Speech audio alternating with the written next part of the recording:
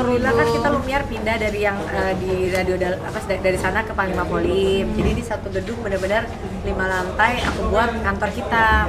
Ini lantai 1 Lumiere, tapi semua dapurnya aku bikin ada satu central kitchen dekat Cinere. Jadi semua nanti karena Lumiere insya Allah tahun ini akan buka kayak 20 cabang.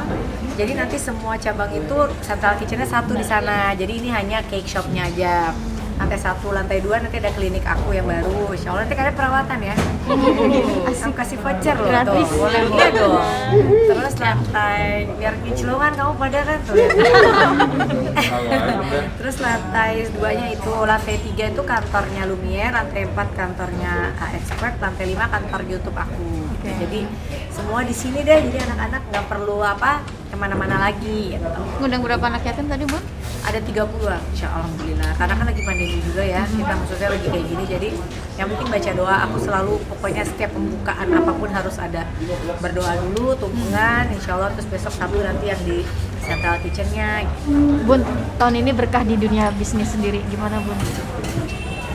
Alhamdulillah ya, maksudnya aku juga nggak pernah merasa bahwa, waduh, apa yang aku kerjakan bisa, alhamdulillah ada hasilnya. Mungkin karena ada sebagian orang-orang yang memang bergantung ke aku juga, gitu, karyawan yang alhamdulillah kita selama pandemi nggak ada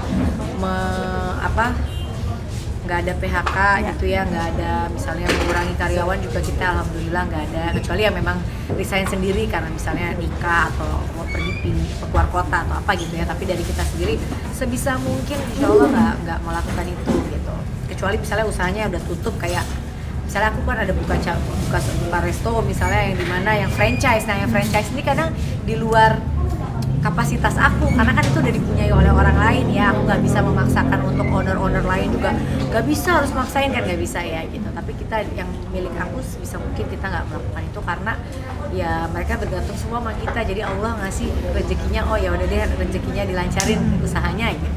Bun, ini bangun bisnis, semua bisnis semakin berkembang ini juga untuk anak-anak ke depannya tuh. Iya kan punya cucu juga, walaupun cucunya mah udah alhamdulillah ya udah luar biasa orang tuanya, tapi kan usahanya neneknya dan kakeknya alhamdulillah juga kita masih ada Jiel, Arsi dan Arsya yang bagi aku tuh tidak mau terlalu memanjakan anak-anak bahwa apa yang kita hasilkan nih buat anak-anak karena kayaknya terlalu gimana gitu ya, bahwa ya apa yang kita hasilkan harus kita bisa berbagi sama orang lain juga. Karena aku harus ingat bahwa kita hidup nggak mungkin semua melulu buat kita gitu kan. Kita hidup ya sebagian rezeki dari kita bukan milik kita sebenarnya gitu. Jadi bagaimana, walaupun kadang completely namanya manusia, anak tuh utama gitu ya, tapi selain itu ya aku insya Allah selalu diingatkan untuk tiap bulan masih bisa menyisihkan untuk orang yang membutuhkan gitu. Karena balik lagi ya Allah ngasih rezeki semua ini kan bukan buat aku mengurus anakku sampai gimana pun gitu. Aku selalu ngajarin anak-anak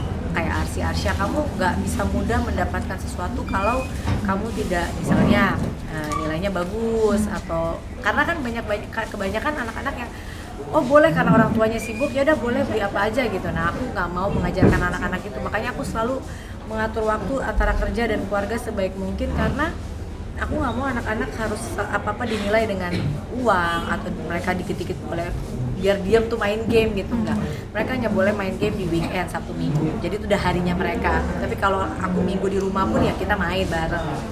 Terus kayak misalnya mereka mau minta mainan gitu, ya itu mereka harus punya usaha dulu karena aku bilang nggak ada sesuatu yang mudah. Karena kalau kita cuma ngajarin gampang mereka mendapatkan sesuatu, saat aku memesan udah nggak ada, mereka akan bingung mau kemana arahnya gitu. Karena jadi itu kita paling penting ditinggalkan ke anak-anak itu sebenarnya lebih ke ilmu ya daripada uang. Walaupun semua orang tua pasti sayang sama anaknya, pasti kita udah nyiapin ini buat anak ini, tapi alhamdulillah kayak Jiel tiba-tiba maunya sekarang naik Vespa, tiap hari kemana-mana naik Vespa. Aku yang dulu kan nggak boleh sama aku, bukan karena anak awal, cuma aku takutnya jadi ugal-ugalan dia nyetirnya atau apa atau gimana.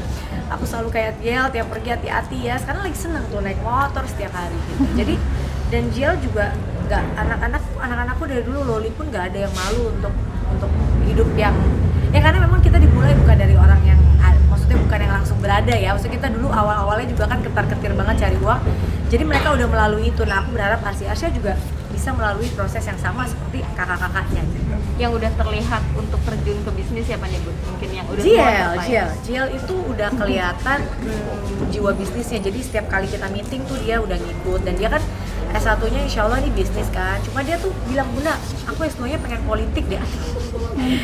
Berbeda banget kan dari itu. Aku bilang, ya terserah kamu aja yang kamu suka. Karena dia walaupun kuliahnya bisnis, senangnya tuh ngeliat podcast atau berita-berita yang politik gitu. Tapi ya jiwa bisnisnya udah kelihatan, karena kan dia insya Allah S2-nya pengen ngambil cut di luar kan gitu. Dia bilang, Bunda aku pengen deh nanti aku sekolah di luar, tapi ya itu nggak mau jauh-jauh karena kan kitanya kangen nanti gitu. Tapi dianya juga gitu kayak, aduh Bunda aku kalau jauh nanti pulangnya susah ya gitu, kayak gitu. Udah ada omongan bikin bisnis sendiri nggak sih? Sebenarnya kalau bisnis sendiri dia belum dia lebih kayak, enggak Bunda sama Pipi kan udah capek banget nih, kayaknya mendingan meneruskan usaha keluarga gitu. Jadi dia lebih ke bagaimana dia bisa membesarkan usahanya keluarganya sih. Kuliah di mana Bun rencananya?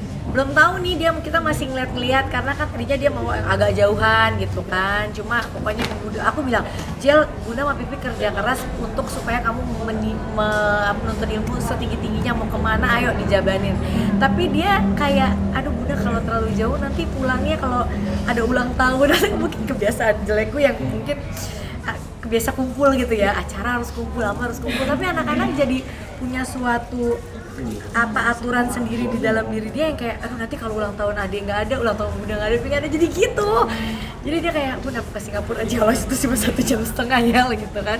Tapi nggak apa-apa kan, maksudnya mau dimanapun cari yang memang dia nyaman gitu kan. Mau jauh-jauh juga sebenarnya sekolah di mana aja sama aja. Di Indonesia juga udah bagus-bagus. Kadang-kadang Bunda kenapa sih anaknya nggak sekolah di luar?